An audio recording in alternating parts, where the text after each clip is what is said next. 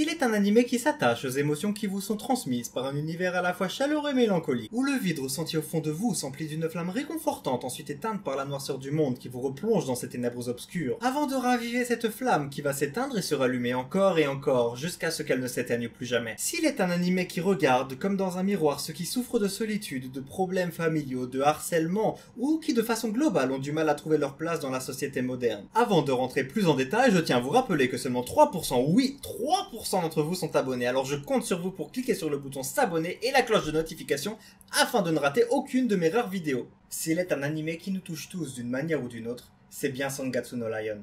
Lorsque la plupart des œuvres de fiction racontent une histoire qui transmet au spectateur des émotions, Sangatsu no Lion transmet au spectateur des émotions tout en racontant une histoire. Cette œuvre nous amène à la rencontre d'un lycéen de 17 ans qui, comme tous les personnages principaux d'anime, s'assoit au fond de la classe à côté de la fenêtre. Mais la comparaison avec les slice of life habituels s'arrête là. En effet, l'histoire de Kiriyama Rei ne l'amène pas à rencontrer des filles exotiques dans une comédie romantique. Nous le suivons plutôt dans le milieu très fermé du shogi après qu'il en soit devenu le plus jeune joueur professionnel.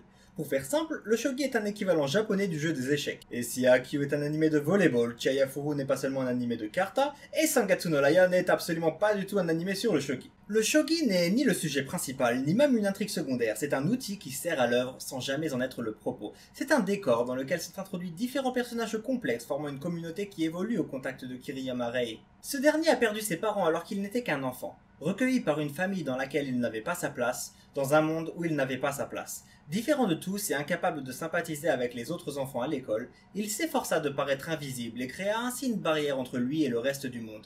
Ce n'est pas tant qu'il désirait être seul, mais plutôt qu'il ne savait pas comment s'intégrer parmi les autres. Le shogi est-il donc son refuge ? En fait, pas vraiment. Le shogi était sa seule issue, la seule possibilité qu'il avait pour obtenir son indépendance et ne véritablement plus dépendre que de lui-même.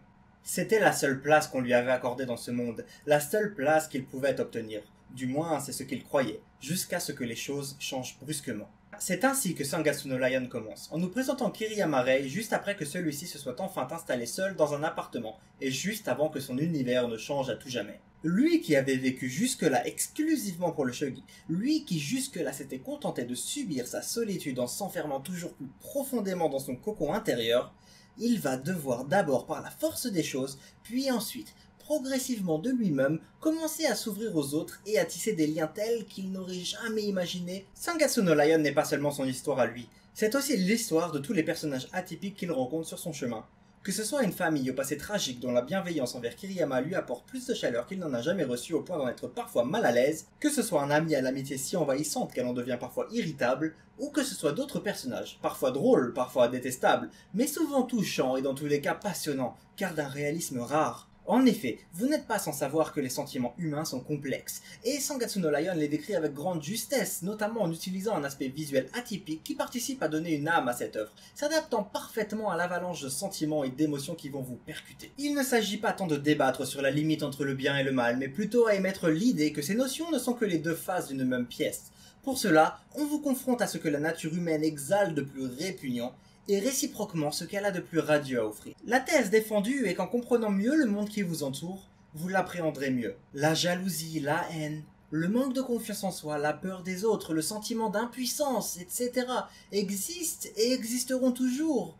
D'ailleurs, tout le monde y est sujet à divers degrés, peu importe sa personnalité et ses antécédents. L'œuvre le révèle par ces personnages tant différents mais qui sont tous, d'une façon ou d'une autre, rongés par leurs tourments, qui peuvent parfois occulter l'autre facette de leur personnalité, qui peut être révélée par autant de patience, d'amour, de bienveillance, d'entraide, d'hospitalité ou encore de miséricorde.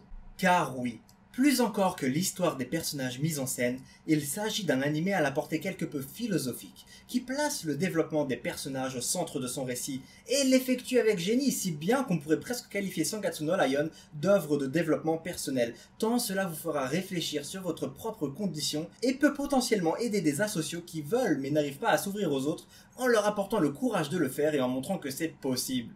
Malgré l'atmosphère dramatique qui règne dans ce récit, il se dégage de celui-ci une ambiance étrangement chaleureuse. Ainsi, les difficultés de la vie en société contrastent avec les plaisirs simples qu'elle engendre, tel un repas entre amis ou en famille. Le bonheur s'avère souvent être sous notre nez, mais il faut savoir le comprendre puis l'accepter afin de pouvoir l'apprécier. Rien n'est jamais acquis pour qui que ce soit, en tout cas, ce n'est jamais une excuse sur laquelle se reposer.